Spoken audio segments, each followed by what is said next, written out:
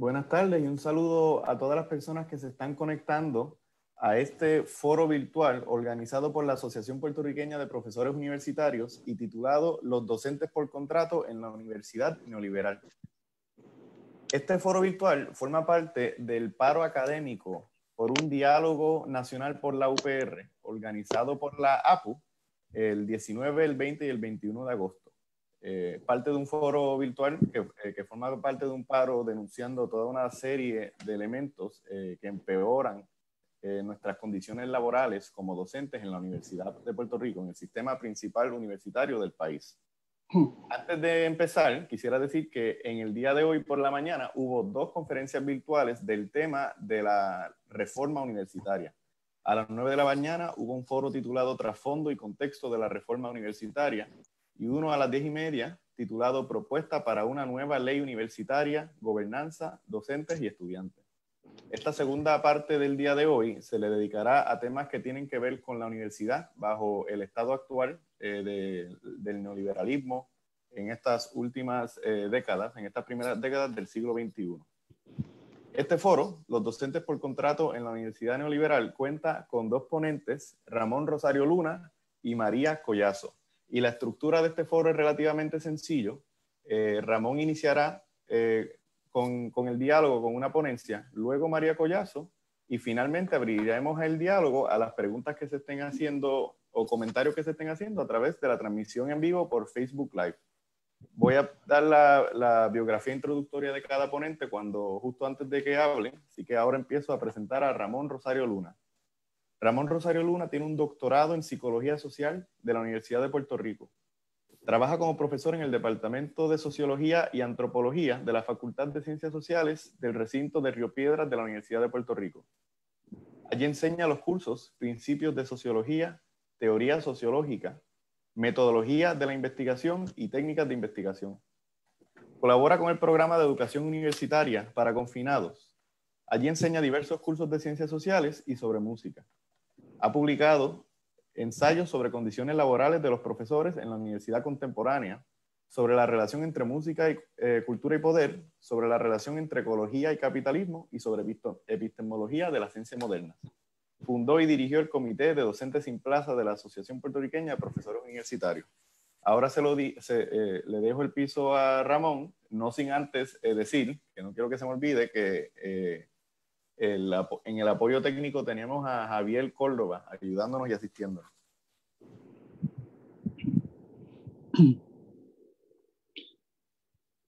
Buenas tardes. ¿Me escuchan? ¿Y me ven? ¿Estamos bien? Chévere. Pues gracias, Jorge, por esa presentación. Saludos a María y a Javier que están por ahí. Saludos a quienes nos ven y escuchan. Agradezco también a la APU por organizar este foro en particular y también este ciclo, esta jornada, ¿verdad? Este ciclo de presentaciones, discusiones, etcétera, que son parte del paro que estamos realizando, ¿verdad? Para promover un diálogo, reflexión nacional sobre la universidad contemporánea. Ok. Lo primero, disculpen, lo primero que quisiera hacer es describir el fenómeno. Pero antes, noto que debo hablar de un asunto bien importante y es el mismo término, es la misma palabra.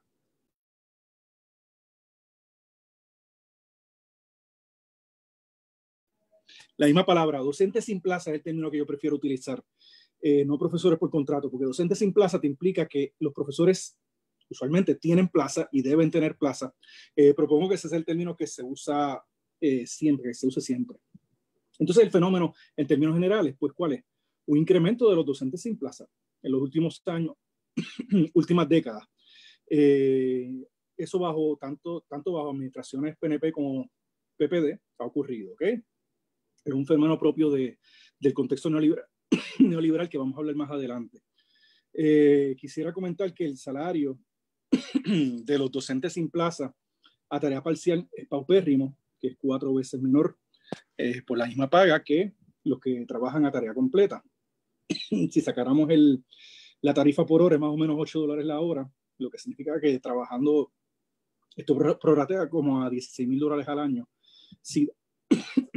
Perdóname, si das 8 cursos al año, 4 cursos por semestre, que es la tarea usual,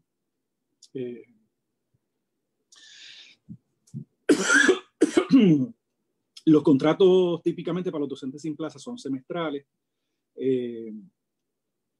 y el desempleo, vivimos desempleo estacional.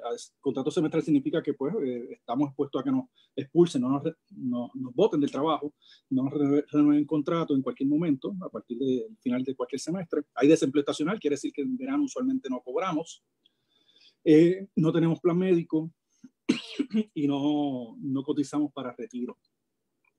Ese es el fenómeno.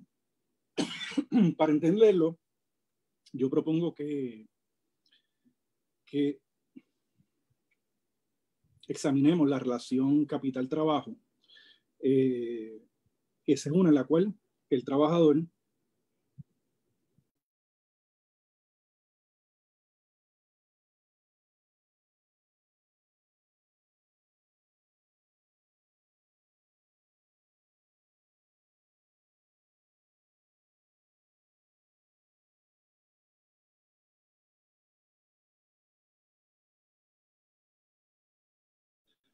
disculpen que tuve unos problemas técnicos por acá.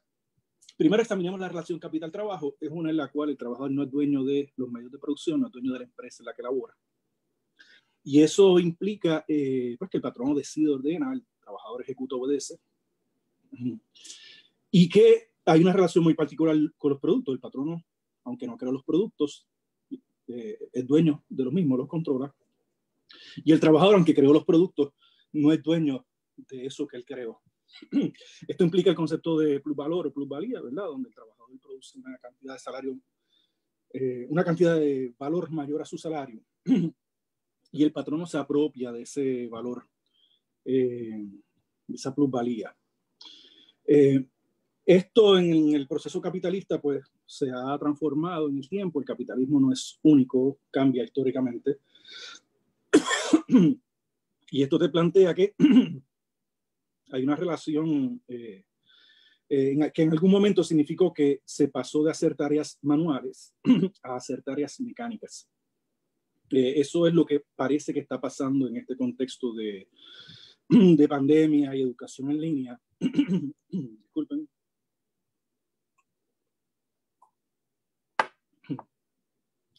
Donde pues ya hay un proceso de especialización que tiene pues mucho tiempo, ¿verdad? El químico no puede enseñar historia, el historia no puede enseñar contabilidad, elementos parecidos, ¿verdad? Entonces, pero más adelante, incluso lo que estamos viendo que se da ahora, ¿verdad? Es el proceso de subsunción real del trabajo al capital. Si se fijan en el 3.2 en el bosquejo ahí, hemos pasado de la subsunción formal del trabajo al capital, que ahí lo que ocurre en la subsunción formal, pues el trabajo que viene de viejos sistemas socioeconómicos, esclavitud, feudalismo, artesanado, pues entonces pasa a ser realizada la misma tarea, pero bajo la autoridad de un capitalista. Pero en algún momento el capitalismo define una forma de trabajo que es exclusiva de ese sistema, y es una forma de trabajo que se basa en la máquina, el trabajo propio de la industria, donde esas tareas que ya habían sido descompuestas de sus partes y habían sido reducidas a actos muy sencillos, pues esas tareas sencillas se mecanizan. Entonces esto plantea un incremento en productividad gigantesco. Y eso podemos decir que puede ser una estrategia del patrono para las próximas décadas.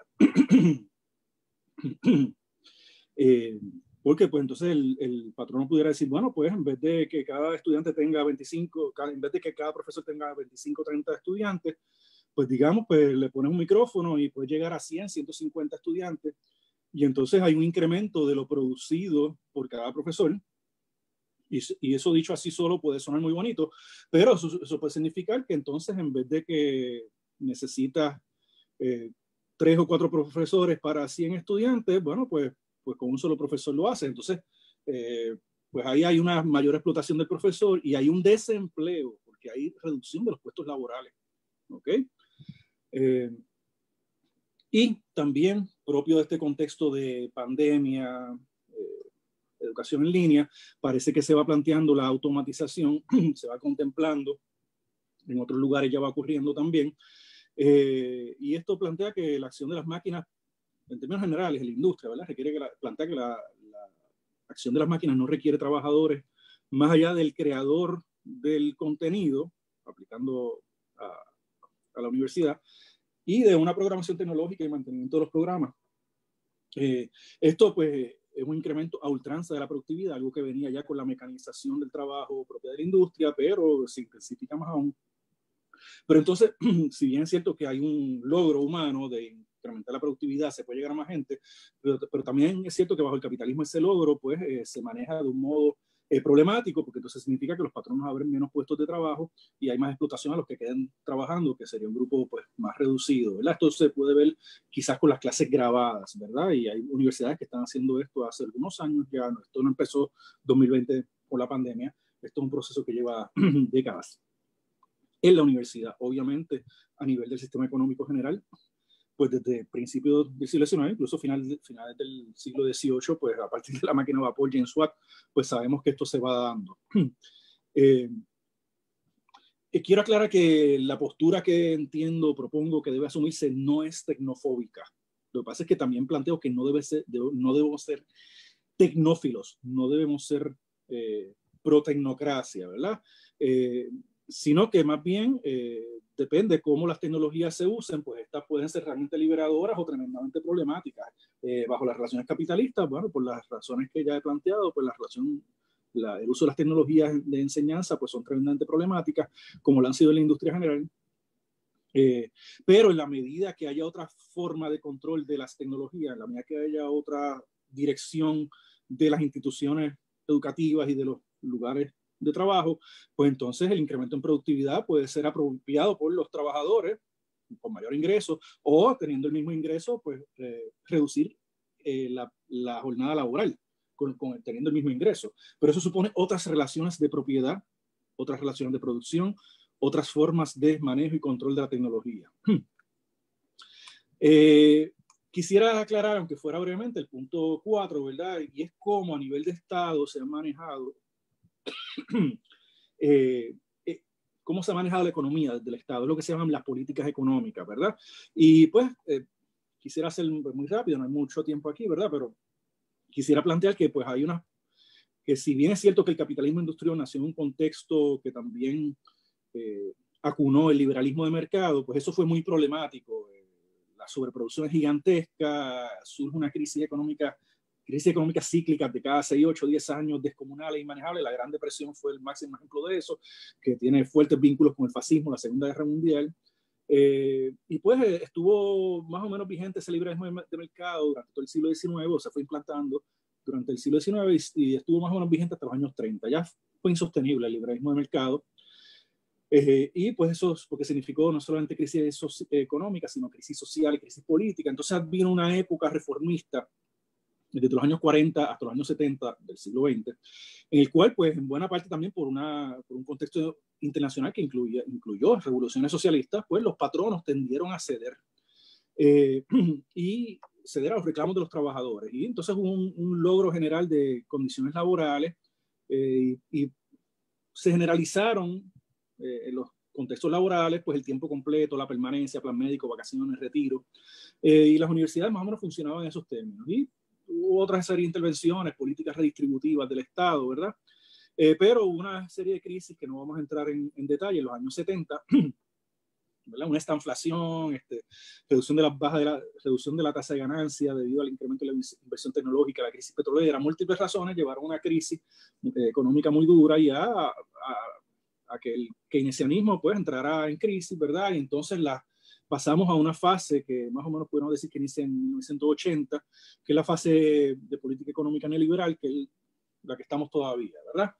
Y esto fue un avance de las clases dominantes y un desmonte de una serie de conquistas que se habían dado a mediados del siglo XX bajo el contexto keynesiano, ¿verdad? Y hubo una generalización de la degradación de las condiciones laborales y pues una proliferación de la contratación a tiempo parcial, trabajo temporero, sin plan médico, desempleo, retiro, lo que pues también no solamente significó crisis económica, porque al reducir la demanda agregada, pues reduces también entonces la posibilidad de que circule el dinero, entonces entra en crisis la misma economía capitalista, ¿verdad?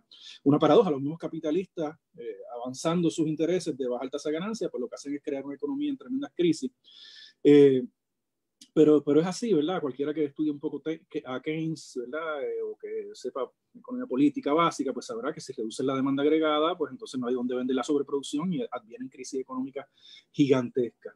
Y la máxima crisis económica después de la Gran Depresión es la Gran Recesión que inició a nivel mundial en 2008. Puerto Rico empezó un poco antes por razones particulares de desmonte del modelo 936 y otros asuntos de capitalismo periferal colonial, pero bueno.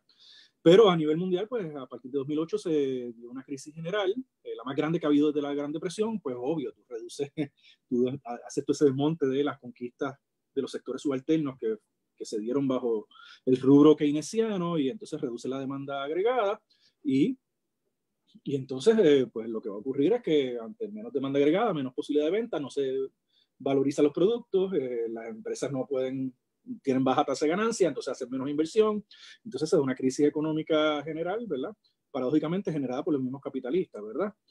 Y entonces yo quisiera plantear que eso mismo es lo que ha estado pasando en las universidades, a partir de esta crisis neoliberal, ¿verdad? Que la medida que estanca la economía, degrada el funcionamiento de la economía, pues entonces hay menos recaudo en el Estado. Y entonces, al haber menos recaudo en el Estado, tiende a haber entonces menos presupuesto para el funcionamiento de las corporaciones públicas, incluyendo la universidad. Y entonces, pues, los patronos ante esto, en las universidades también, aunque un poco más tarde que en el resto de la economía y a nivel del resto del Estado, los patronos, pues, han implantado esa degradación de las condiciones laborales que hemos planteado, ¿verdad? Que están ahí puestas en el 4.3 en el concepto de neoliberalismo, ¿verdad? Bueno, igual que en general, desde los años 80 se ha desmontado los avances de las clases trabajadoras que se dieron durante la reforma keynesiana, bueno, pues asimismo ya poco a poco podemos incluso recordar que de 1981 hubo el primer aumento en lo que se le cobraba a las familias por estudiar en el sistema UPR, ¿verdad? Se pasó de 5 a 15 dólares el crédito y así hubo otros aumentos en los costos de matrícula a principios de los 90, 2005, 2011, 2018, ¿verdad? Eso es parte de todo este desmonte de las reformas keynesianas y del avance de las políticas neoliberales. Entonces esto se ha dado en buena parte porque no hay un poder suficientemente masivo de las clases trabajadoras. Hay que aceptarlo, hay que hacer el análisis serio y decir, bueno, pues las clases trabajadoras no tienen suficiente poder sindical, partidos de izquierda, laboristas, socialdemócratas, comunistas, no hay federaciones anarquistas, por múltiples razones que pudiéramos estudiar, ¿verdad? Merecerían estudios aparte de historia económico-política, pero ante la debilidad relativa de la clase trabajadora, los patronos han podido avanzar sus proyectos que paradójicamente pues, hacen funcionar peor el capitalismo. Entonces, para ir cerrando ya, yo quisiera que habláramos, ¿verdad? Que mencionáramos, aunque sea brevemente, el aprendizaje, alternativas, propuestas. Ok, ¿qué hacer ante esto? Bueno, pues quizás lo que hay que aprender es que las clases trabajadoras, a la medida que tengan menos organización, menos conciencia de clase, tienen menos poder y entonces pues las clases dominantes avanzan y aplastan y degradan todo, sacrifican todo en el altar de la ganancia. Y que la alternativa, pues eso, es organizarse, es estudiar. Y en concreto, pues eso para los profesores significa que es crucial pues ingresar a la APU y participar de las asambleas, meterse en los comités, asumir puestos electivos. En última instancia, esto puede ser hasta tomar la APU, ¿verdad? Sí, que los profesores sin plaza, bueno, pues ocupemos muchos puestos electivos hasta que entonces una buena parte de la dirección de la APU sean docentes sin plaza, de manera que entonces pues sea muy importante los reclamos de los docentes sin plaza dentro del liderato, la agenda de la APU. Y así, pues obviamente también esto tiene muchas dimensiones complejas, hay que desarrollar alianzas con docentes sin plaza solidarios. Tengo que hablar de Ángel Rodríguez, nuestro presidente, Jimmy Sí, presidente del capítulo Río Piedra, Javier Córdoba, que está aquí con nosotros apoyando la parte técnica, Elida Horta, que ha coordinado en múltiples ocasiones el Comité de Docentes Sin Plaza. Hay muchos docentes sin plaza, con plaza muy solidarios con nuestra causa, ¿ok? Y pues obviamente hay que apoyar y reclutar a docentes sin plaza para que entonces pues incrementemos fuerza, ¿no? Y en concreto, pues esto pudiera significar pues, aumentar el salario de los docentes sin plaza, ¿verdad? Porque estas serían las medidas concretas a implantar. Aumentar el salario de los docentes sin plaza, que cobramos como 4 veces menos por la misma tarea, pues sí, cuadruplicarlo. Y entonces, plan médico para los docentes sin plaza, abrir cientos de plazas que tiene de déficit del sistema UPR, dar contratos anuales y no semestrales, y cotizar para retiro. Todo esto son unos puntos muy básicos, requieren mucho más análisis, ¿verdad? Aquí simplemente estoy bosquejando unas ideas. Así que pues más adelante lo seguimos hablando. Adelante. Tremendo, Monchi. Antes de seguir con María Collazo, le recuerdo a las personas que están viendo este Facebook Live que cualquier duda o pregunta la pueden ir haciendo en el chat de Facebook y se irá recogiendo para la segunda parte de esta charla. La profesora María Collazo es artista de la danza, teatro y educadora, egresada del Departamento de Drama de la Universidad de Puerto Rico. Estudió en Francia e Italia. Obtuvo su grado de maestría en la Universidad de la Sorbona París 8 y su grado doctoral en el Departamento de Historia de la Universidad de Puerto Rico, con la tesis Rueda la Historia, el teatro rodante universitario como herramienta pedagógica en el contexto de la Reforma Universitaria de 1942.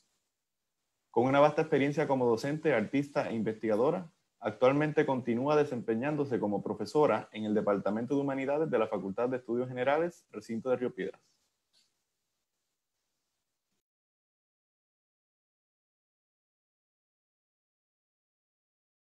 Perdón, es que estaba sin prender. Ok. Hola, saludos. Primeramente, ¿verdad? Quería dejarles saber que invité a un amigo aquí que nos acompañara. Lo tengo aquí detrás, y a Charlie. Muchos de ustedes deben conocerlo. Me parece muy, muy pertinente porque enseguida, atándolo, ¿verdad? Con un poco la presentación de Monchi, me acordó inmediatamente una de sus obras importantes, ¿verdad? Tiempo moderno, donde se presenta precisamente esa relación del hombre-máquina, ¿no? Como consecuencia de las nuevas propuestas, ¿verdad? Que trajeron todos los momentos que Monchi acabó de mencionar ahora. Debo decir también que estamos aquí, ¿verdad? Un poco tratando de ser la voz, ¿verdad? Si se puede decir así, o un poco estamos para recoger las situaciones, ¿no? Y comunicar, aunque las hemos repetido, aunque muchos las conocen, siempre vale la pena recordar, ¿verdad? E insistir, porque no se trata de un asunto pues, que se deba mirar a la ligera, ¿verdad? Del mismo modo que estamos trabajando, que felicito, ¿verdad? A los compañeros y compañeras que han organizado estos foros de diálogo nacional en términos de la reforma universitaria, en términos de la migración de Microsoft, en términos del retiro, ¿verdad? También el tema de los docentes sin plaza, por supuesto, no podía dejarse sin tener presencia, porque sabemos, ¿no? Todos que todos estos asuntos están muy atados unos a otros. Y entonces, pues, en términos de los docentes sin plaza, siempre vale la pena hacer un poquito de recuento de la historia, ¿verdad? Monchi menciona, ¿no? Que fue fundador e iniciador, ciertamente, por ahí aproximadamente por el 2005. Sucede que una cantidad de docentes, pues, precisamente por su necesidad, hicieron saber, ¿verdad? Que algo había que organizar y en algo nos teníamos que poner, ¿no? Para trabajar nuestra propia situación. Así que ciertamente Monchi lideró en ese momento junto con algunos otros docentes con plaza, ¿verdad? En la APU, y organizaron estos reclamos. No significa que han sido los únicos, ¿verdad? Pero me parece que eso fue muy importante porque yo creo que a partir de ahí, pues sí, se comenzó a contemplar, es decir, que el tema de los docentes sin plaza en las agendas siempre estaba como número 10 y poco a poco ha ido en las agendas, pues número 4, número 3, o sea que vamos por ahí. Y ha sido, ¿verdad? Una visibilidad que es importante porque la situación no... miramos décadas hacia atrás y la situación ¿verdad? No ha mejorado demasiado. Sí voy a hacer unos apuntes sobre algunas cosas que se han logrado, que se han alcanzado, pero ciertamente nos falta mucho todavía por hacer.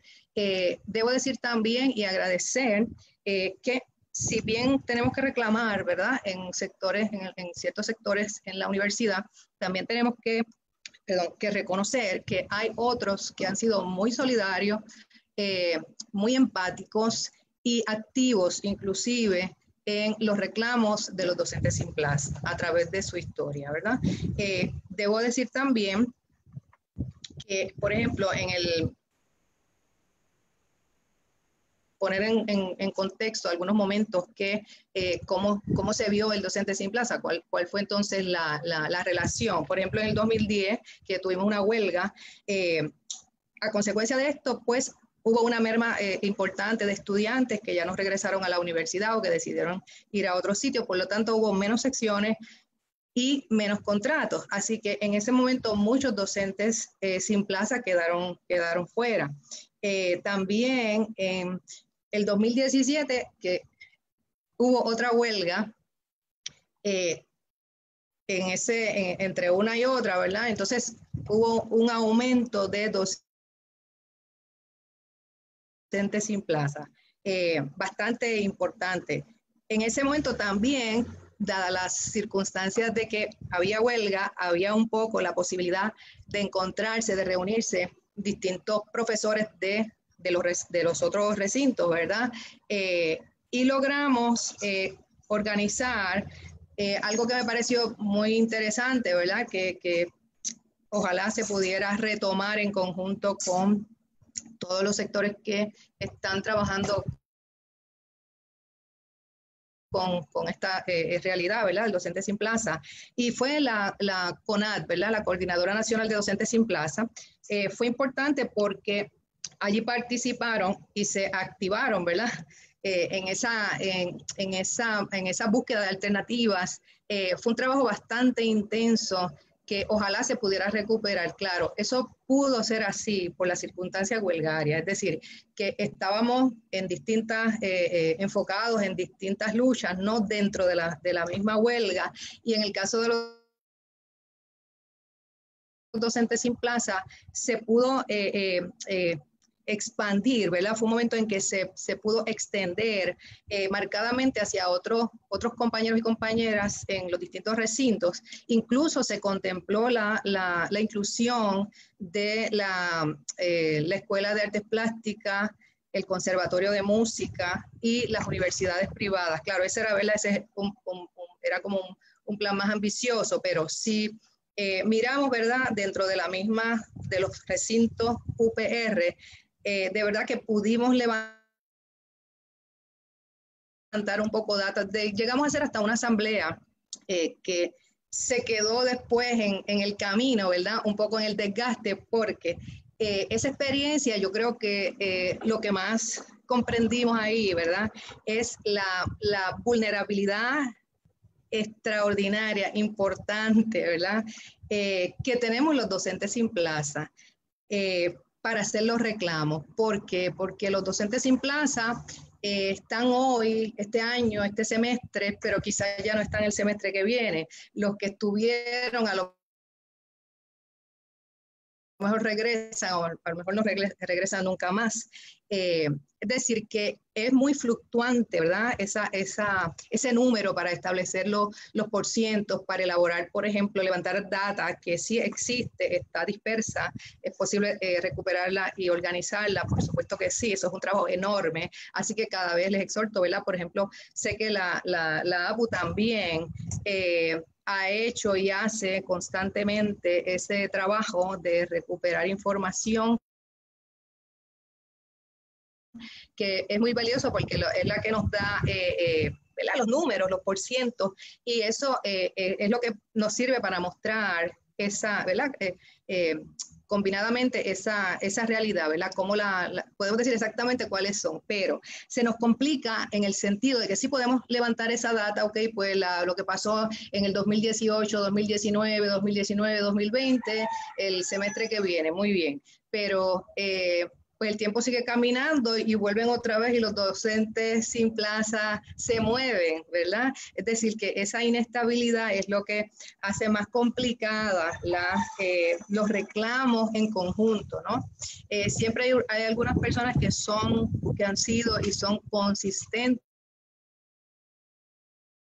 ¿verdad?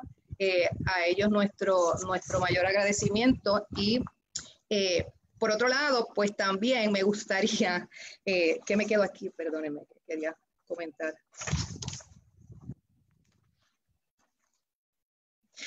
Por otra parte, ¿verdad? Quería comentar brevemente una realidad que algunas cosas Monchi las comentó ciertamente, pero siempre vale la pena volver a decirlo, ¿verdad? Y es que hay distintas circunstancias, no las voy a mencionar en orden de importancia siquiera, sencillamente como una cantidad y no las únicas de realidades que vive el docente sin plaza, ¿verdad? Que sobresalen, ¿verdad? Que se conocen, que se viven, ¿no? En carne propia. Por ejemplo, el desempleo estacionario en Navidad y en verano, particularmente este verano, que claro, fue crisis para todo el país, pero generalmente es un poco problemático y si han habido huelgas, pues también, ¿verdad? Porque las dos agencias no se ponen de acuerdo, ¿no? Como que quién se hace cargo del desempleo, ¿no? El desempleo es un derecho y entonces los docentes sin plaza pues tienen también la posibilidad de ir al desempleo. Este año, pues como a tantos puertorriqueños ni siquiera recibieron contestación, una primera contestación, ¿verdad? Así que todavía están esperando esa primera carta, ¿verdad? A ver si son elegibles. El hecho de tener que tomar en muchas ocasiones cursos con preparaciones distintas, en departamentos distintos, en facultades distintas, en recintos distintos, incluso en universidades privadas. Ahora tenemos el beneficio, ¿verdad?, de que quizás en la sala pues se dan las clases de Río Piedra, en el balcón se dan las de Calley, y en otra zona, en la terraza, ¿verdad?, pues se dan las de Arecibo, las de Bayamón.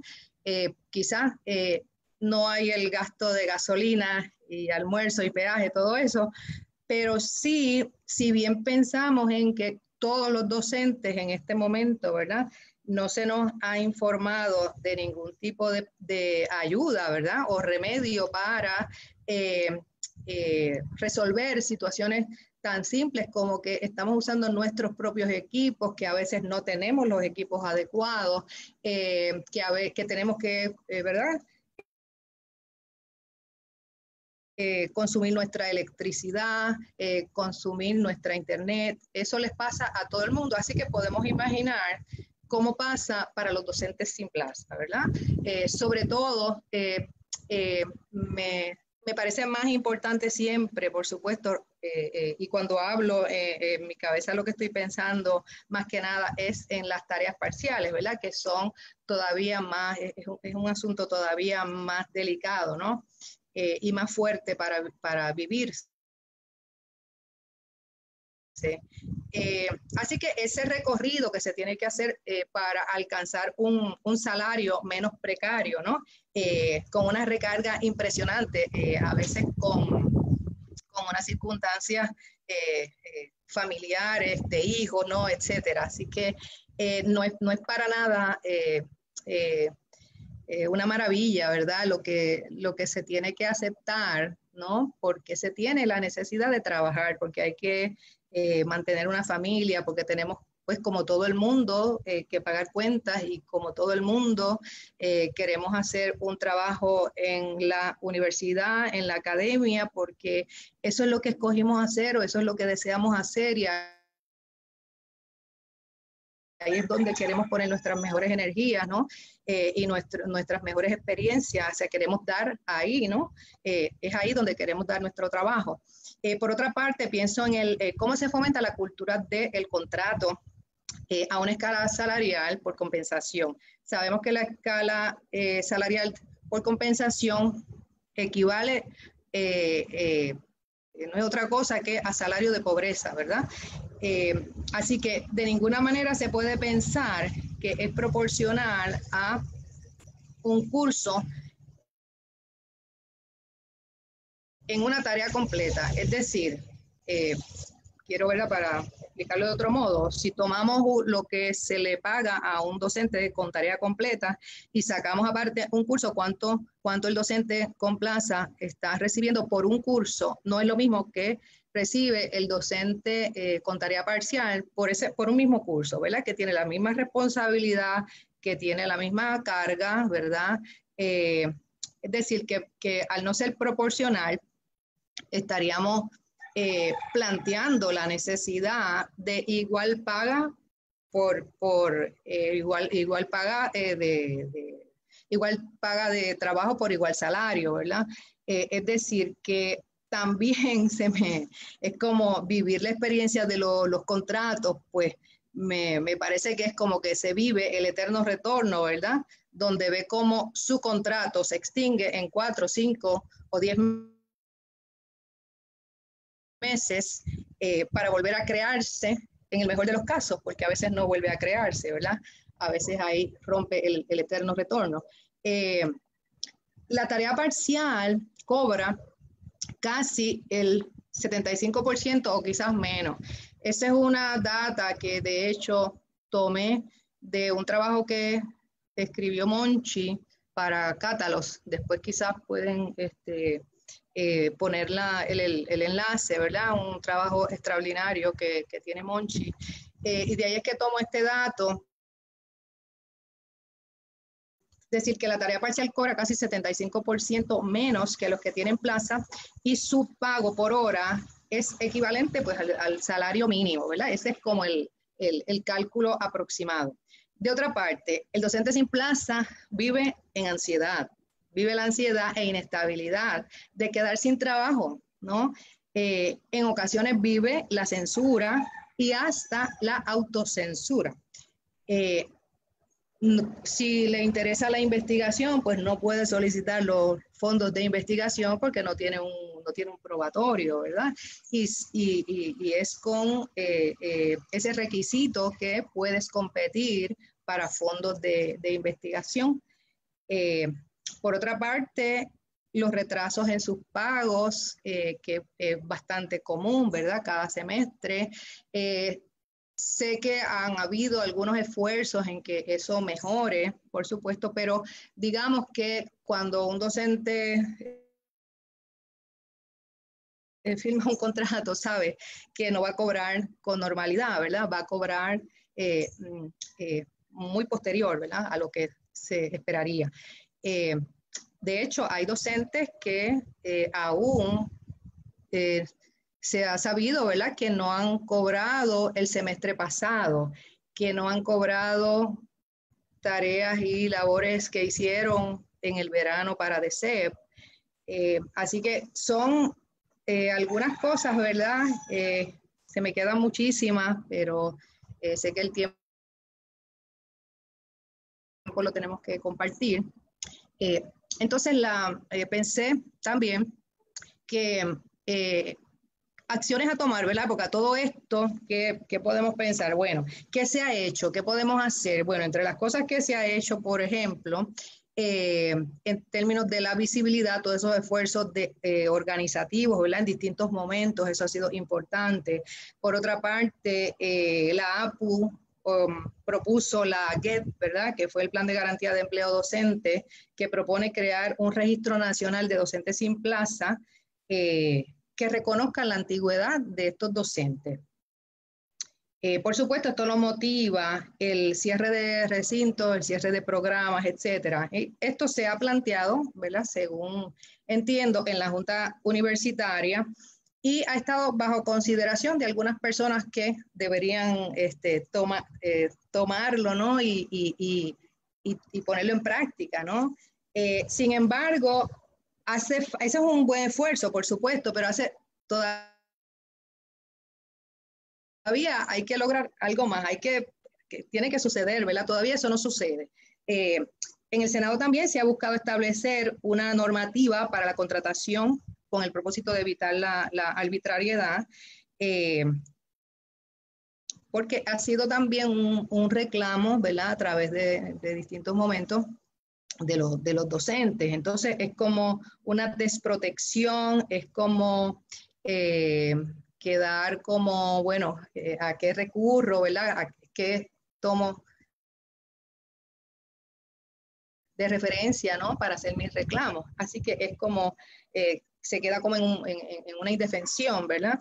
Así que esas son algunas propuestas. Ciertamente yo creo que cuando pensamos, esas son cosas, ¿verdad?, que ha hecho la APU precisamente, que hay que continuarlas, ¿verdad?, que hay que lograrlas, que tienen que convertirse en hechos. Por ejemplo, el plan médico que mencionaba hace un momento Monchi también, tenía yo entendido, ahora estoy muy confundida, porque ayer mismo supe que en algunos contratos de tareas completas, que se supone que venga también incluido el plan médico, pues se está haciendo como con cierta prerrogativa, ¿verdad? Y eso pues yo dije, pero ¿cómo es esto? Esto yo tenía entendido que era así, que era algo que ya se había superado, ¿verdad? Ahora estoy confundida, ahora quisiera que pues alguien me lo aclarara, ¿verdad?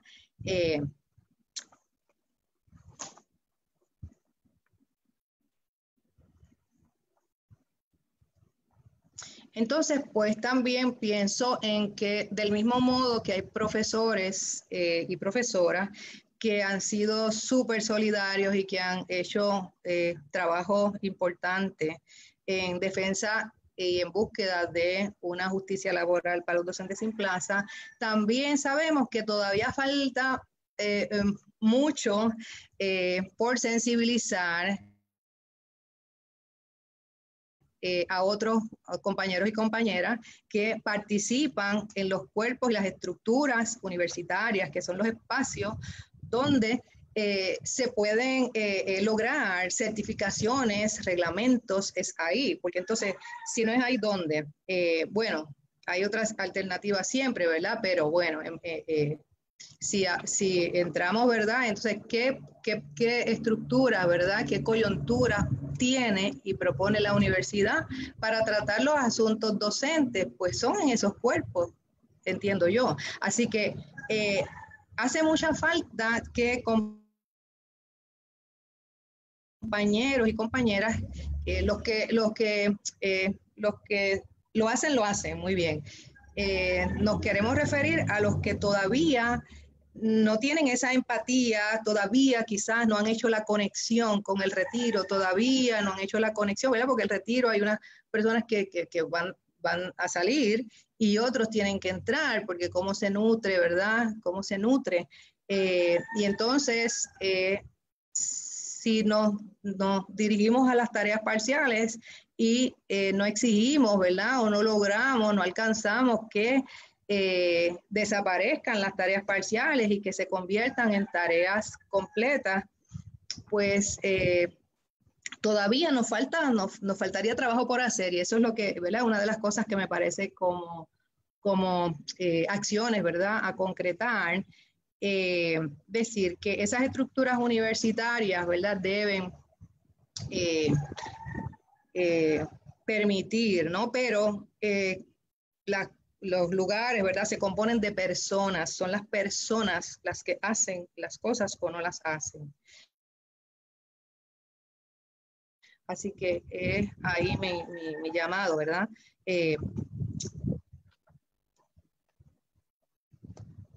Entonces, pues también de las otras necesidades que podemos mencionar es reitero, ¿verdad?, la creación de plazas, que los contratos parciales pues desaparezcan y que quizás hayan alternativas como por ejemplo tareas completas por 5 años, ¿verdad?, como mínimo. Yo sé que los procesos y los vaivenes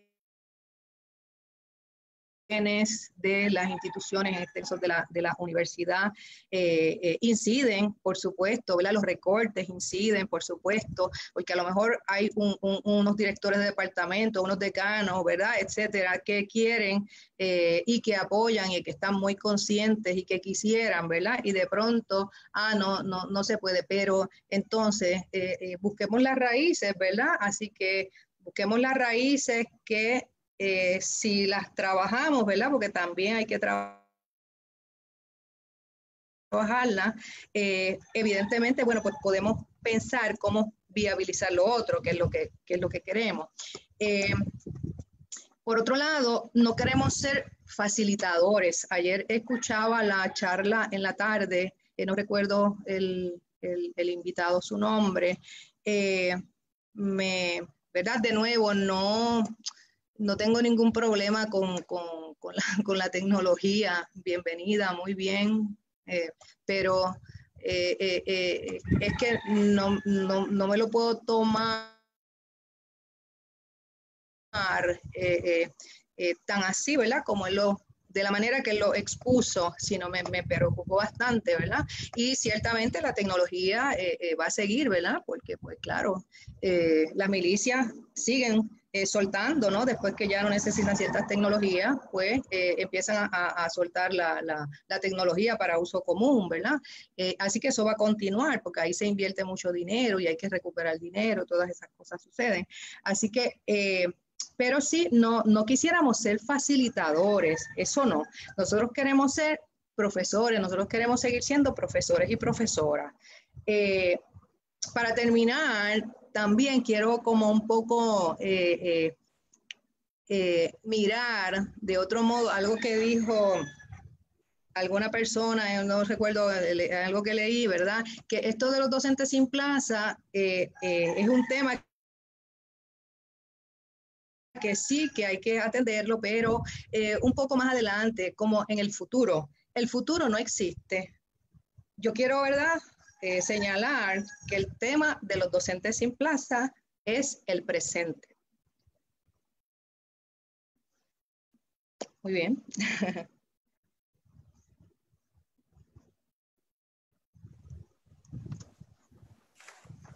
Tremendo. Tenemos en el chat de Facebook Live, más que preguntas, muchos comentarios sobre la situación de los docentes sin plaza y sobre las dos ponencias.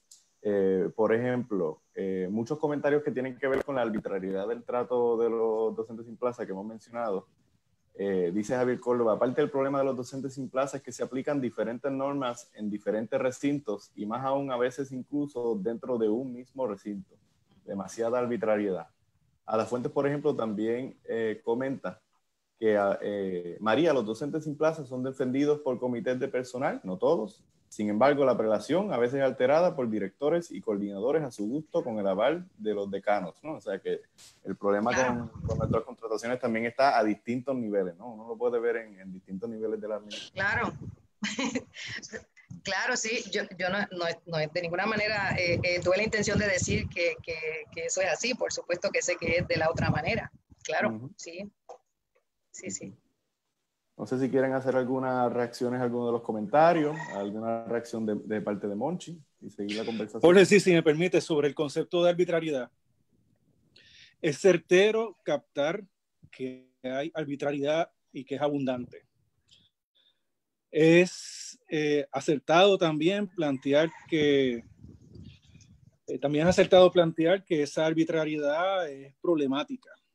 Sí, hasta injusta, despótica. Ok, pero a la vez propongo que reflexionemos un poquito sobre ese concepto y tengamos algo de cuidado, porque entonces si el concepto es la arbitrariedad, pues entonces, si el problema es la arbitrariedad, pues entonces el problema es el rasero igualito para todos, y entonces ellos pudieran decir, pues entonces igualito para todos, $1,500 para los doctores por curso en vez de 2,000. Y para los que tengan maestría, pues en vez de 1,700, pues 1,300. Y entonces, y todas las atrocidades las hacen igualitas, idénticas, para todos los profesores y profesoras. Pues entonces, pues no es un buen concepto de arbitrariedad, es buen concepto descriptivo, pero no tanto explicativo y mucho menos en cuanto a instrumentos de intervención política.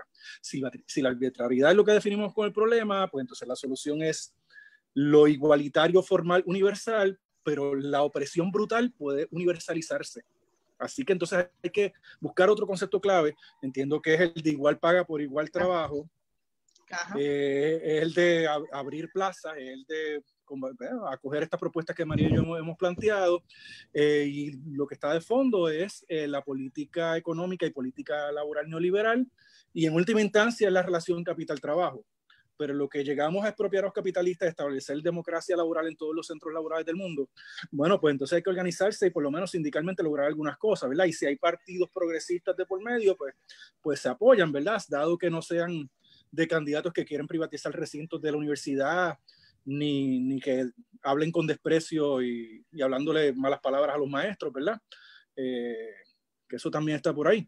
Pero pues la clave, el concepto clave es justicia social y en específico justicia laboral. Igual paga por igual trabajo. Eso. Sí, sí. Dos comentarios que quisiera resaltar para seguir la conversación. Uno de Agustín Colchado Vargas, que dice: saludo, me parece que debemos atender las tareas extras, las llamadas compensaciones. En la medida en que seguimos aceptando cargas adicionales, no justificamos que se abran plazas. Es algo que debemos dialogar responsablemente. Y efectivamente, es uno de los problemas que muchas veces enfrentamos en distintos departamentos. Y relacionado con eso, quisiera leer la pregunta de Ángel Rodríguez. Sí. ¿Qué le parece al compañero y la compañera la posibilidad de una reducción en la carga académica como posible propuesta a presentarla al patrono, a la UPR?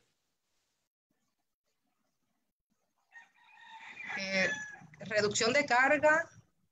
De la carga académica. Entiendo que a los docentes con plaza, ¿no? Actualmente la carga académica es 4. Entiendo yo que la posibilidad es reducir la carga académica a 3, que podría también tener su efecto no solo en la cantidad de cursos disponibles para los docentes sin plaza, pero cómo considerar a alguien docente a tiempo completo. Entiendo que por ahí va el comentario. Sí. No sé si tienen alguna reacción.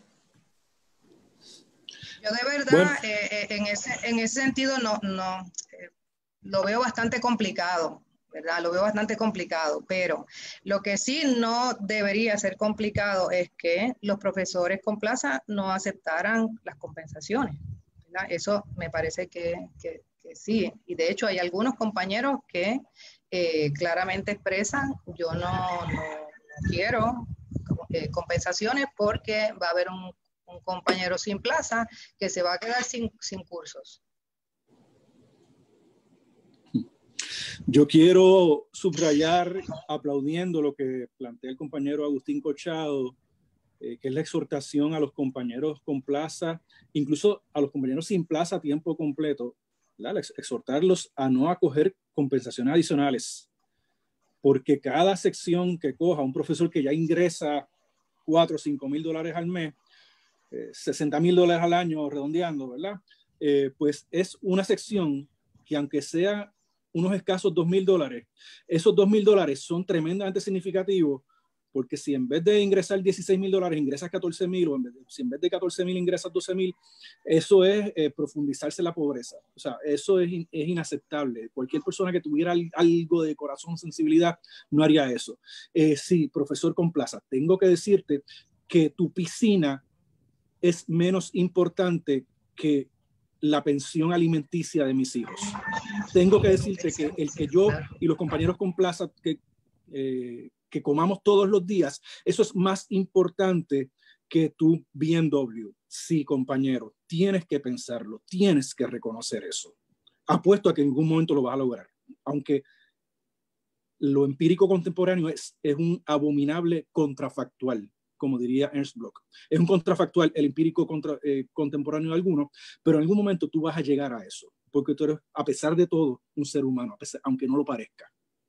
Entonces, sobre la reducción en la jornada laboral de los docentes Complaza, yo creo que eso es un asunto a explorar.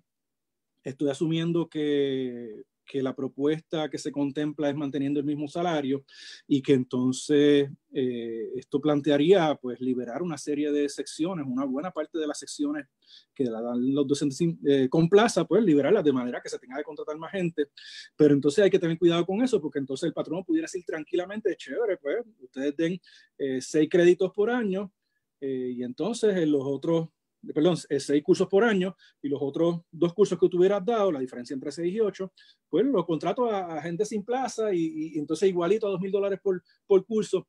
Eso tiene pros y tiene contra, hay que tener cuidado. Para mí un asunto clave, inmediato, quizás el que yo plantearía como prioritario, es cuadruplicar la paga a los docentes sin plaza que laboramos a tiempo parcial. O sea, porque no es posible que yo ahora mismo yo y montones más, te puedo hablar de montones de profesores, estamos dando, tú sumas la cantidad de cursos que damos en distintos recintos del sistema UPR y estamos dando 4, 5, 6 cursos. Y para ingresar al año, 16,000, 18, 20,000 dólares al año. Te trabajamos tanto más que alguien que se le paga 60,000, pero cobramos una cuarta parte. Bueno, pues no puede ser. Eso es hasta inconstitucional, no según la constitución de la Federación Anarcocomunista Mundial, según la constitución del Estado Libre Asociado, la colonia del país más capitalista del mundo. Dice eso, igual paga por igual trabajo. O sea, que la UPR en la práctica está a la derecha del ELA. Y eso es vergonzoso. Hemos recibido muchos comentarios en el chat. Voy a leer algunos de ellos para entonces abrir el espacio para las reacciones finales e ir cerrando este foro. Ramón López Alemán, para aportar al diálogo, dice: el problema es el defecto presupuestario considerable que eso tiene en las finanzas de la universidad. Estas propuestas cuestan. A eso responde Ángel Rodríguez: claro, el problema presupuestario está ahí, sin embargo, abriría la puerta de una mayor producción académica que llegue a fondos a la UPR. Otros comentarios, uno de Agustín Colchado Vargas: lo de las compensaciones tiene vínculos que llegan hasta nuestro retiro. Abramos el diálogo como parte de nuestra agenda de trabajo. Rima Bruce Gil de la Madrid dice: tal vez explorar dejar que los sin plaza tengan prioridad para dar los cursos de verano también, que en algunos departamentos ocurre, en otros no. Voy a dejar a Ramón y a María tener las palabras finales, pero antes de eso quisiera simplemente recordar las próximas actividades que tenemos en este paro académico de la APU. Ahora a las 2:15 tenemos una conferencia virtual titulado Capitalismo del Desastre y Universidad, de Rima Brusi Gil de la Madrid, que acaba de contribuir al diálogo en este foro. A las 3:30 tendremos otra conferencia virtual titulada Mitos sobre la UPR en tiempo de austeridad, por Isal Godró. A las 5, otra conferencia virtual titulada La UPR en el siglo XXI, empresarial y virtual, por el profesor Waldemiro Vélez. Y a las 7, el foro virtual La defensa de las escuelas laboratorios de la UPR, por todo un panel compuesto de Eileen Suárez, José Camacho, Ricardo López y Nelly Zambrana, ¿no? Hoy es el día fuerte de este paro académico, por lo menos en términos de la cantidad de foros y actividades que se han planificado. Le dejo la palabra final a Ramón y a María. Bueno, pienso que comprendiendo la relación, como dice Colchado, entre retiros, docentes sin plaza, recursos universitarios, ambigüedades, la falta de aún podernos manejar con la idea, ¿verdad? Hacer realidad la idea de igual paga por igual trabajo, ¿verdad? Yo creo que quizás sería muy importante que las personas que no están aún, ¿verdad?, sensibilizadas, pues tanto sin plaza como con plaza, podamos continuar, ¿verdad? Porque esto es como una lucha que sigue, ¿verdad? Y que pues ciertamente hay que juntarse, porque también como es tan complicado cada una de las, ¿verdad?, de las luchas dentro de la universidad, pero sí yo creo que deberíamos ciertamente plantearnos cómo nos podemos juntar, porque al estar muy relacionadas, yo creo que podemos hacer un frente más fuerte y más importante y que redunde, ¿verdad?, en lo que quisiéramos.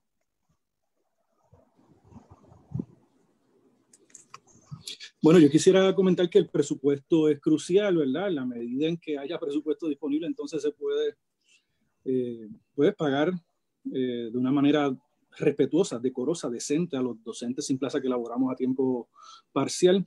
Se pudieran abrir plazas, se pudieran asignar fondos de investigación para montones de compañeros y compañeras que no tienen plaza, pero eso no quiere decir que no sean menos geniales. Estoy pensando ahora mismo en la misma compañera María, o Iván Elías, o Doris Quiñones, o Gacil Suez, que diversas, o sea, gente brillantísima, que por favor, dar una compensación y por investigar de lo que él decida, o ella decida, y ya, punto. Pero bueno, las condiciones son otras, ¿no? El presupuesto es crucial. Claro, eso implica que entonces tendría que haber otra política económica, otro partido gobernando que definiera otras prioridades presupuestarias, que implantara algún tipo de presupuesto progresivo, de manera que entonces se acopian más recursos para el Estado, entonces hay más dinero para educación, para salud, para deportes, para artes, música, etcétera. Eso sí, obviamente, eso, otra política educativa requiere, ¿verdad?, otro presupuesto y otra política económica, otro gobierno, otro proceso social de país. Hace falta organizarse, hacer otra cosa. Hay que examinar los partidos que tenemos y ver qué es lo que hay, qué es lo que no hay y hasta qué punto esos instrumentos no pueden serlo. Eso es un asunto importantísimo, pero sí, el presupuesto es crucial. Me parece buenísima la idea, segundo punto, me parece buenísima la idea de que se prioricen los docentes sin plaza, sobre todo los tiempos parcial, para asignarle las compensaciones adicionales, directores y compañeros ¿verdad?, profesores que estén haciendo eso, reciban mi abrazo, agradeciendo su solidaridad. Eso está muy, muy bien. Y pues quisiera cerrar, claro, diciendo que igual que esa priorización de los docentes sin plaza para compensaciones adicionales es valiosa, pues igual hay muchas cosas que se pueden hacer, ¿verdad?, en lo inmediato. Pero yo quisiera cerrar diciendo que la prioridad es el salario. O sea, usted no tiene idea de lo que es esto. Usted no tiene idea de lo que es esto, a menos que usted lo viva. Así que, o sea, definitivamente hay que cuadruplicar, cuando menos triplicar el salario de los docentes sin plaza a tiempo parcial. Esto es algo espantoso, ¿verdad? Esto es terrible. Póngase a estudiar sobre esto o trate de vivir. Dale, el profesor con plaza ingresa 60,000 pesos al año, regala 45,000 pesos al año, regálalos, no los toques. A ver cómo tú vives con 15,000. Vamos a hablar de eso.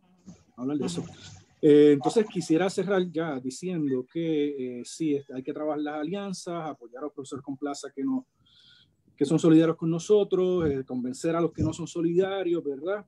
Pero que sí, y recordando siempre que tu lucha es mi lucha, ¿verdad? Somos el mismo cuerpo, el mismo conjunto, del mismo oficio, ¿verdad? Somos docentes igual, aunque no nos tratan igual. Y eso es tremendamente instrumental para ti, profesor con plaza. Muy bien lo dijo María, quiero repetir para subrayar, ella no hay forma que yo lo explique mejor, solamente subrayo. Porque en la medida en que se retiran los baby boomers ahora, eso ya empezó a ocurrir hace 5 o 10 años, en la medida que se retiran, pues entonces si no se abren plazas, pues es menos gente cotizando para el fondo de retiro, pero entonces es más gente derivando fondos de retiro que se lo ganaron muy bien, chévere, pero es que si no contratan nuevos profesores, no ingresa más dinero al retiro, se seca, se gasta el fondo de retiro. Por lo tanto, profesor retirado, profesor con plaza baby boomer que te va a retirar pronto en los próximos 5 o 10 años, mira, te conviene que se abran muchas plazas para que tú sigas recibiendo tu retiro. Tu bienestar depende del nuestro. ¿Okay? Así que, compañeros, sensibilízate, estudia economía política, profundiza en tu corazón y vas a encontrar que estar con nosotros es imprescindible incluso para ti, aún en los términos más egoístas que te puedas imaginar. Pero de paso, vas a crecer más allá de ese egoísmo inmediatista y vas a ver que la solidaridad es mucho más valiosa que un carro de lujo o un segundo viaje al año o la piscina o el lujo que sea. Así que un abrazo a todos los profesores. Muchas gracias por organizar esto. Pasen buenas tardes. Gracias por la organización. Gracias por estar. Este foro se tituló Los docentes por contrato en la Universidad Neoliberal y ahora seguimos con las otras actividades del paro académico por un diálogo nacional de la UPR auspiciado por la APU.